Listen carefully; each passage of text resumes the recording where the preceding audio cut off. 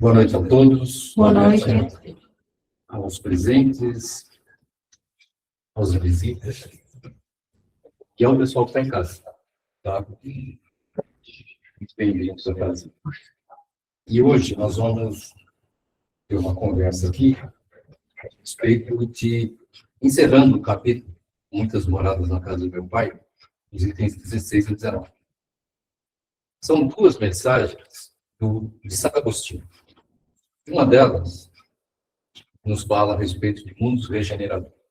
A outra dela nos fala a respeito de progressão dos mundos. E ela aprofunda muito essa questão da evolução espiritual em relação à questão dos mundos regeneradores e a pluralidade dos mundos. E ele começa, na verdade, falando que nós estamos nesse planeta aqui, que é um planeta de provas e expiações, tendendo a um mundo regenerador. Né? Isso, quem está estudando um pouquinho, está frequentando a casa espírita, está sempre ouvindo, eu acredito que todo mundo já ouviu aqui a respeito dessa questão do planeta Terra estar no final de ciclo, caminhando para um mundo de regeneração. Que na verdade, são oportunidades que nós vamos ter para a nossa progressão moral. Né? Não é um castigo, mas é um estágio educativo. O planeta Terra é um estágio educativo, não é uma punição. Né? Está certo que não é fácil, porque viver num planeta onde o mal predomina é difícil. É difícil. Nós estamos aqui por conta do quê? Nossos defeitos passados com relação ao orgulho e ao egoísmo. Nós viemos aqui para fazer essa educação, para ter essa oportunidade dessa progressão moral. Outro dia eu vi uma palestra do Haroldo e ele falou um negócio interessante. Nós estamos na fase, porque todo mundo tem o primitivo, tem o pró-expiação, tem o regenerador, tem o bom e tem o celeste.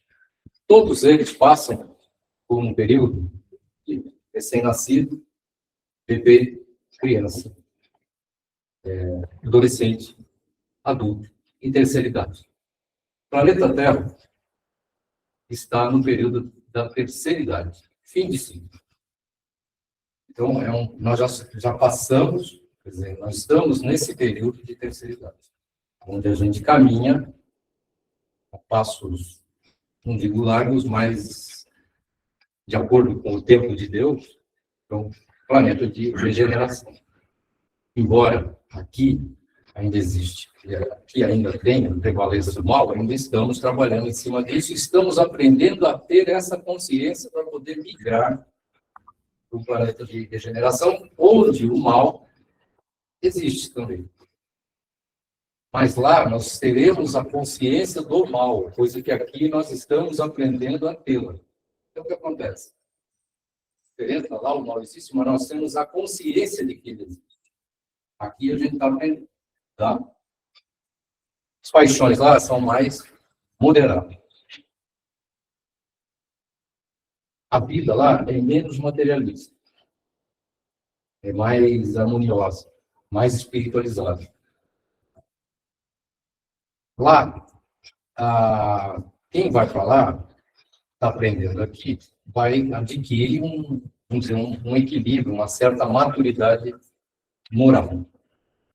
Então, nós estamos ali, trabalhando. Né? Tem prova.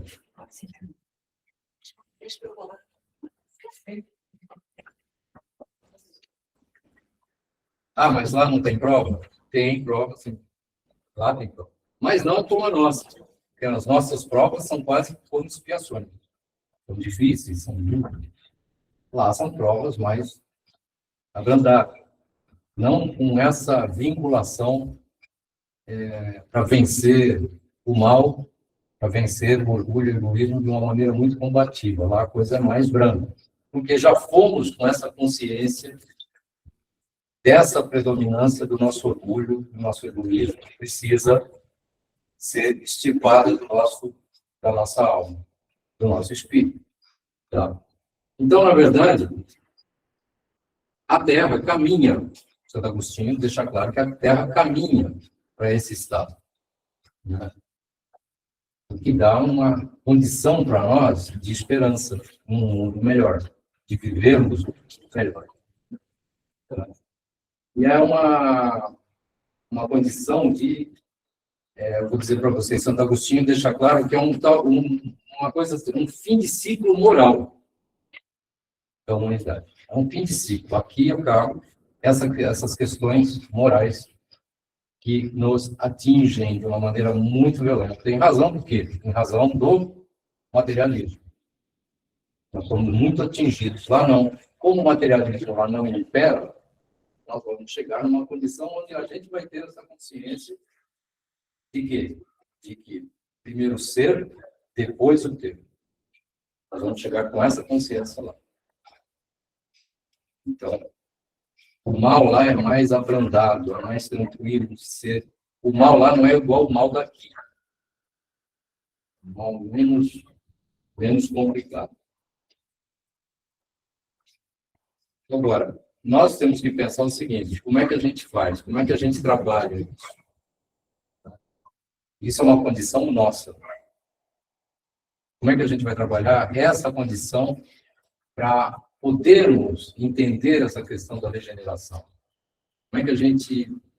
O Emmanuel tem uma frase muito interessante no livro Coragem. Ele fala o seguinte, que a mente é a casa do espírito. E é isso que nós temos que trabalhar. Quer dizer, nosso pensamento é o que comanda as nossas ações.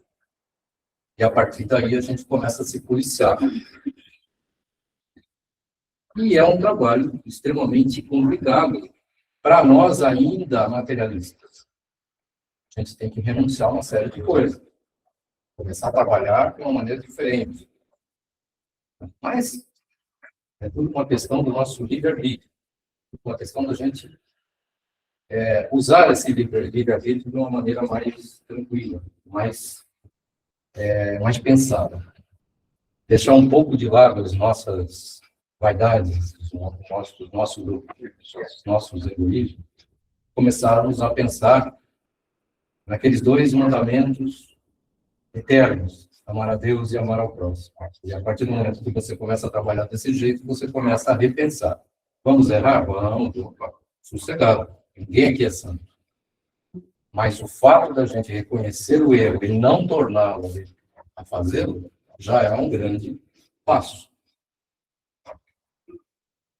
O Kardec chama essa passagem de mudança de mundo, de categoria de mundos, de agitação dos espíritos. Os espíritos vão agitar, esse negócio todo aí. Quando que isso vai acontecer? Só Deus sabe. Quer dizer, a questão de passar para um planeta de regeneração não existe uma data prevista. Há um tempo atrás, houve uma interpretação um pouco errônea do que Chico tinha falado com relação vai ser daqui a 35 anos. Não é bem assim. Quer dizer, não existe. O espírito superior, ele não prediz data. Ele não faz isso. O que ele deixa claro é que está caminhando, e nós estamos no fim de ciclo. Isso ele deixa claro. Então, se prepare. Mas não com data prevista. Por quê? Porque existem muitas nuances no meio disso. Você pode ter um problema, adia ou não. Pode até antecipar. Antecipar é difícil. A gente está vendo o mundo aí pegando fogo. Antecipar é meio complicado, mas você pode ter algumas questões da humanidade que podem até adiar esse processo. Então, depende muito. Por isso que a espiritualidade superior não costuma predizer datas. Não fala. Aliás, dificilmente algum espírito que venha numa sala mediúnica e faça uma previsão de data, dificilmente a gente poderá levar a sério. A não ser que seja uma coisa própria, um bem coletivo, alguma coisa que vá ajudar a coletividade, alguma coisa nesse sentido. Mas caso contrário, não costuma fazer isso. Tá? A segunda parte, ele fala de mundos regeneradores, de progressão dos mundos. E ele inicia fazendo observação sobre as leis, duas leis, que estão nas leis da natureza, as leis divinas, que é a etapa 3, a parte 3 do Livro dos Espíritos. Que fala da lei do progresso e, por incrível que pareça, lei da destruição. Né? São as leis morais, informando que não só a primeira faz engrandecer e prosperar, mas a segunda, que é a lei da destruição, também se faz necessária, pois ela transforma para um estado mais perfeito, pois tudo morre para renascer. Então, por incrível que pareça, acredite quem quiser, existe uma lei da natureza, a lei de Deus, que é uma lei da destruição, que é permitida por Deus. Justamente para quê? Para poder renascer aquilo que precisava renascer. Que precisava morrer e renascer. O estágio nosso de reencarnação é justamente isso. O corpo vai até uma hora que morre e precisa renascer para melhorar. Com certeza. Né? E ele explica que os mundos, eles não são estáticos. Eles, né, estão sempre se modificando.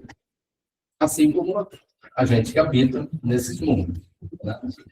Eles evoluem, tanto moral como intelectualmente. Os próprios planetas também passam por transformações. Transformações morais e espirituais. Também passam. Esses mundos também é a mesma coisa. Ele começa recém-nascido, bebê, criança, adolescência, adulto e terceira idade. Também é a mesma coisa. Passam por todo esse processo de estágio evolutivo, na verdade. Começa do primitivo e vai até o celeste, conforme aquilo que eu já falei. Porque o progresso é da lei universal. Certo? Essa parte faz parte da lei divina. A mensagem que ele passa também é otimista e também nos dá uma esperança, porque ela é inevitável, esse progresso é inevitável, ele vem para ficar. Então, ele vai, quer dizer, ela é universal e inevitável. Ela vem. Então, também é otimista. A doutrina espírita, eu já ouvi gente dizer, vocês são muito pessimistas, ficar falando que esse negócio de ficar, que a gente tem que sofrer para isso, para aquilo, para poder crescer. E o pior que é verdade. A gente, quer dizer, não estamos aqui a passeio. Ninguém está aqui, encarnou no planeta, um planeta de provas e expiações, porque é bonzinho. Se fosse bonzinho, ele não estava aqui. Ele estava no bom celeste. Nós temos que aprender, né? Sem dúvida. E para a gente aprender, nós temos que sofrer um pouquinho. Por quê? Por que a gente sofre? Se você for atrelar essas mensagens ao capítulo 5 do Evangelho segundo o Espiritismo, está lá, bem-aventurados os aflitos, causa das aflições, está lá. Por que a gente sofre? Está tudo escrito ali. Por nossos próprios. Deus não castiga ninguém. Quem castiga somos nós próprios, com o nosso mau uso do livre-arbítrio, fazendo coisas que não deveriam ser feitas. Quer dizer, e isso tudo faz parte do quê? Faz parte desse sofrimento. Mas você tem que lutar para sofrer menos. Porque é no sofrimento que você aprende. Você costuma pensar em Deus quando você está numa festa? Não. E quando você está num hospital? Quando você está doente? É mais ou menos por aí. Quer dizer, a gente pensa em Deus quando está, meu Deus, estou doente. Você pensa, obrigado, Deus, que eu estou nessa festa convidado. Você pensa nisso? Não. Não pensa. É mais ou menos isso que acontece com a vida da gente. A gente só pensa, só recorre a Deus na hora que você está no fundo do poço. Então, esse trabalho é um trabalho que a gente tem que começar a repensar. Né? E quando o Santo Agostinho fala a respeito da progressão dos mundos, nós não somos a única bolacha do pacote. Não somos. Sabe aquele telescópio? Alguém já ouviu falar de um telescópio chamado James Webb? Ele fica a 1,5 milhão de quilômetros da Terra. Ele mapeia o universo. E catalogou 800 mil galáxias. 800 mil galáxias. Nós estamos na galáxia Via Láctea. Ela tem algo em torno de 100 a 400 bilhões de estrelas. Cada estrela tem 1 a 2 planetas. E alguém acha que nós estamos sozinhos. Uhum. E ela é uma galáxia de porte médio, não é das grandes. Aí falar, mas e Deus? Se você pensar que ele consegue catalogar aquilo até onde ela nos chega, e depois? O escuro. Os cientistas costumam falar que o escuro é o infinito. Deus está depois do infinito. Agora, se você começar a pensar muito, fica difícil. Então, é melhor a gente viver nossa vidinha aqui e trabalhar o quê? Nosso livre-arbítrio da melhor maneira possível. Isso é só um conhecimento. Quer dizer, você imagina, se nós temos 100 a 400 bilhões de estrelas, nós temos, no mínimo, 100 bilhões de planetas. Na Via Láctea. No mínimo, 100 a 800 bilhões de planetas. No mínimo, isso, mais ou menos. Isso não é o Espiritismo que está falando. É a ciência que está falando isso. É o telescópio que nos dá essa informação. Isso é a grandeza de Deus. Isso é o universo. E Deus está depois. Quer dizer, uma outra observação importantíssima que eu vi para falar para vocês é a respeito do que, quando Kardec fala a respeito dessa, Kardec apresenta para a gente no livro do Evangelho segundo o Espiritismo, todas essas mensagens, tudo isso, uma das bases que norteia essa questão da evolução dos espíritos faz parte, alguém já ouviu falar da escada de Jacó? Está no livro Gênesis da Bíblia. E Jacó, profeta, ele teve um sonho. Ele estava fugindo de Esaú, do irmão dele, que ele tinha aprontado com Esaú, porque Esaú queria pegar ele pelo pescoço. E ele teve um sonho onde ele via uma escada que ia da terra ao céu. E via anjos subindo e descendo essa escada direto. E a doutrina espírita encara essa situação, né, de uma maneira interessante.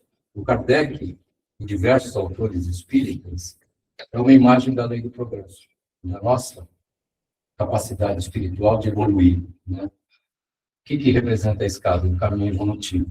O que representa cada degrau? O estágio de aperfeiçoamento moral e intelectual. E por que desce? Os anjos descem. Descem para nos ajudar. E por que eles sobem? Porque eles se elevam pelo seu próprio esforço. E é esse trabalho que a gente tem que pensar. Quando recebemos a presença dos nossos mentores, o nosso anjo da guarda, tudo isso eles estão vindo para nos ajudar o quê? A fazer o certo, a fazer aquilo que precisa ser feito. Tá? A escada de Jacó é um símbolo da evolução espiritual, da comunicação entre mundos. E mundos se comunicam. Né? E ela fala o seguinte, que a ascensão é gradual, ninguém pula degrau.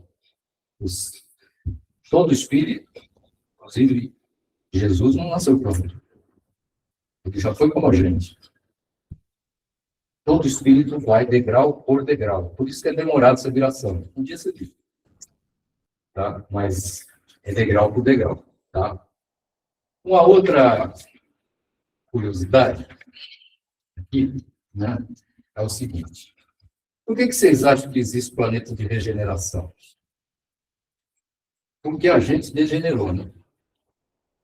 A palavra degenerado tomou um cunho meio pejorativo, bastante grande. Mas a regeneração ela foi criada porque nos degeneramos com relação às nossas atitudes, às nossas novelas e tudo mais. Tá? E ela vem justamente para todos nós. Ela acontece tanto no indivíduo quanto no coletivo. Porque quando ela acontece no indivíduo, um vai trazendo ao outro. E a coisa começa, então, vira o coletivo. O que Santo Agostinho nos pede nessas mensagens que a gente passe a trabalhar a questão da regeneração em nós próprios, compreendendo o quê? A gente reconhecer os nossos próprios erros, que a gente mude nossas atitudes, que a gente desenvolva virtudes como caridade, humildade, perdão, tolerância e vai por aí. Nós temos tudo isso dentro de nós, só que está meio fechadinho ali e tal. A caixa parece ficar meio trancada, mas a do orgulho e egoísmo está sempre aberta. Pisou no carro, aparece. Mas a gente tem que trabalhar isso aí, deixar aberto, sem fechar, sem trancar, cada caixinha dessa onde estão as nossas virtudes. E isso só se faz nos conectando com Deus, nos conectando com o plano espiritual, vão levar que vem para nos ajudar. Quer dizer, a gente tem que estar sempre apoiando, se apoiando e apoiando iniciativas de regeneração, o que a gente o que a gente pode fazer para melhorar, né? Lembrando o seguinte, Deus, na verdade, ele não chamou a gente para fazer um trabalho, ele deu um trabalho para a gente fazer. É diferente. Vem cá, faz aí o trabalho. Não, toma um trabalho para a gente fazer, e a gente tem que desempenhar esse papel da melhor maneira possível, né? Lembrando sempre que a colheita é facultativa. A semeadura a colheita é obrigatória, mas a semeadura é facultativa. Quer dizer, a gente planta se quer, mas a hora que plantar vai ter que colher. Então, é um trabalho que nós temos que fazer da melhor maneira possível. Não estamos aqui à toa. Lembrando o seguinte, na regeneração, quer dizer, nós somos oriundos de outro planeta. Nós somos oriundos de 4 categorias de espíritos. Uma delas, pelo menos. Vocês já ouviram falar dos exilados de Capela. Capela foi um planeta que chegou no último, como nós, nesse estágio, e quem não estava em condições de continuar naquele planeta, porque aquele planeta precisava ser regenerado, acabou vindo para cá. E aí, esses espíritos vieram para cá para poder aprender a fazer o certo do ponto de vista moral. E nós somos oriundos desses espíritos que vieram para cá. Foram localizados no Egito, grupos na Índia, na China, na Mesopotâmia, onde estão os árabes. 4 grandes grupos de espíritos, suas características, e todos eles tinham defeitos bem característicos das suas personalidades, e, a partir daí, eles vieram para quê? Para corrigir esses defeitos. Tinham intelectualidade suficiente para ajudar o progresso, mas também tinham que se corrigir por conta disso, e nós estamos aqui justamente para poder nos corrigir. Possivelmente fazemos parte de pelo menos um desses grupos. Só para encerrar. Agora, vocês têm noção do que é o papel do Brasil na regeneração? Diante de tudo que está acontecendo no mundo hoje. A gente está aí. Vem de uma guerra. Nosso papel, eu quando li isso, assusta. Porque o nosso papel é extremamente de uma responsabilidade imensa com relação ao nosso papel na regeneração. O Emmanuel apresenta o Brasil como um núcleo de equilíbrio moral durante essa transição. Olha a condição que nós temos. Sabe por quê? Porque nós temos fraternidade. Nós temos o aspecto reconciliatório, seja lá a raça que for, a religião que for, tudo isso. Nós temos um aspecto conciliatório. Nós temos uma tolerância religiosa ímpar no mundo inteiro. Nós temos uma coisa que é talvez a mais importante de todas. Nós temos uma coisa chamada caridade morando em nosso coração. O povo brasileiro é caridoso. Ele tem cabeça diante de tudo isso. E uma vocação para a paz impressionante. Eu não tenho guerra. Nem gosto de isso. Né? E o Emmanuel afirma que o Brasil foi preparado para ser o coração moral da humanidade. irradiando valores que sustentam e vão sustentar essa regeneração futuramente. Assim seja. E por que o Brasil foi escolhido? Composição espiritual heterogênea. Tá vendo? E tem uma composição, como eu falei, aquelas 4 partes que depois foram se dividindo pelo mundo afora. Nós temos composição espiritual de todas as categorias de espírito. Tudo. Espíritos de várias origens se encontram aqui terreno para reconciliação. O clima vibratório aqui é mais brando, porque ele favorece a espiritualidade mais simples e afetiva e objetiva. O país funciona como um hospital e escola. Né, São Antônio? Nós somos um hospital. Acolhidos por espíritos superiores de vários planetas, que vêm aqui para nos ajudar a cumprir a nossa missão de Brasil, coração do mundo, pátria do Evangelho, porque o Brasil vive o Evangelho redivivo. Só o Brasil. América do Sul.